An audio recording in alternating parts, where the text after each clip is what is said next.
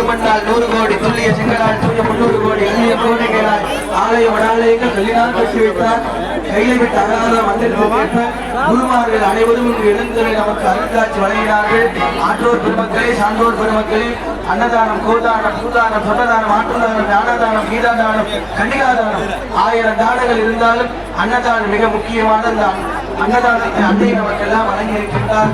இந்த 4 நாட்கள் நம்முடைய ஆலயத்திற்கு அற்புதமான முறையில் அன்னதானத்தை வழங்கிய ஸ்கை பவுண்டேஷன், சுந்தரராஜ் ஐயா, வட இந்தியா பவுண்டேஷன் சார்பாக நம்முடைய பொங்காலயம்மன் ஆலயத்திற்கு இந்த 4 நாட்கள் எத்தனை மக்கள் வந்தாலும் சரி நான் வழங்குகிறேன் என்று சொன்ன அந்த பெரும் உள்ளத்தை பாராட்டுகின்றோம்.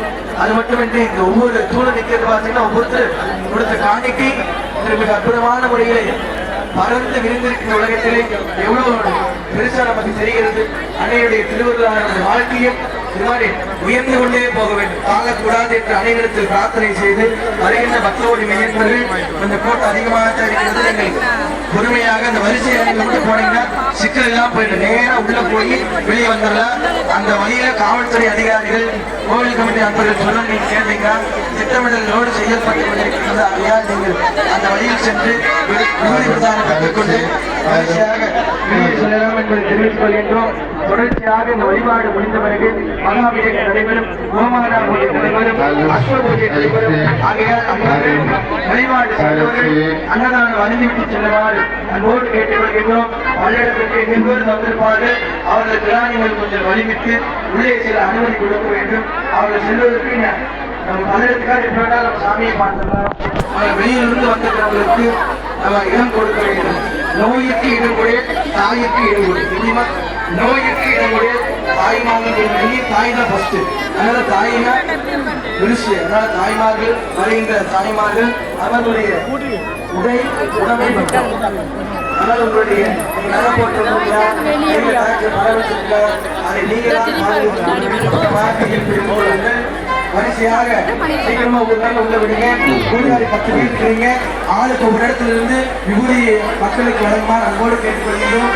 தீர்த்த பிரசாதம் அனைவருக்குமே கோபுரத்தில் ஊற்றிய தீர்த்தம். வீட்டில் இருந்த நீர் கோயிலுக்கு வந்தா தீர்த்தம், வீட்டில் இருந்த சாப்பாடு இங்க வந்தா பிரசாதம், கடையில் வித்தா காய் இங்க வந்தா கனி, எலுமிச்சை கனி அப்படியே மாற மாதிரி அம்மா பராசக்தி நம்ம காய் கனியாக மாறுவது போல, காய் பணமாக மாறுவதை போல மனிதன் தெய்வமாக மாறலாம். எப்பொழுது இறைவனை இந்நேரம் சிந்திக்கலாம் பண்ணலாம், ஒரு நேரம் சிந்தித்தாலும் போதும். பாருங்க, வருட பகவான் கூட நல்லா கேளுங்க. இந்த டிசம்பர் 5ஆம் தேதி வரைக்கும் படாத பாட்டுல நான் டெல்லியில் இருந்தேன். மழை வரப்போது இப்படினாங்க, மழை கொட்டி தீர்த்தால் தீர்த்துறாங்க. ஆனால் இந்த 5 நாள் எந்த இடையூறு இல்லாமல் கொஞ்ச நேரம் இந்த கூட்டம் முடிஞ்சதுக்கு பண்ணா பால் பூஜை இல்லை. அதனால் அமைதியா இருக்க முடிட்டு பால் பூஜை 12 மணி ஆகும். அதனால் அமைதியா இருந்து பக்தோடு மையம் நீங்க கொடுத்துருங்க, மேடையில கொடுத்துருங்க. எல்லாம் அல்ல அன்னையினுடைய திருவிழாவில் ஆன்றோர் பெருமக்கள், சான்றோர் பெருமக்கள் நம்முடைய விழாவிற்கு அனைத்து ஆதரவும் எழுந்துள்ள செய்யப்பட்டு எழுந்தருளி திருக்கைலாய பரம்பரை பேரூர் குருமகா சன்னிதானம் எழுந்துள்ளார்கள்.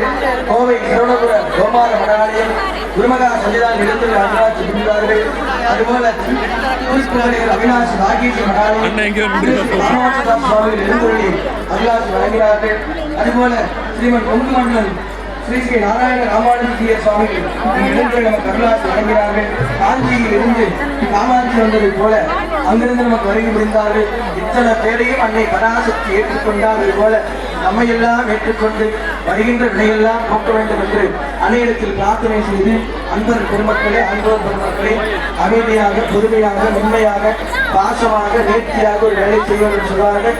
பேசுவது பொறுமையாக பேச வேண்டும், சபையிலிருந்து பேச வேண்டும்.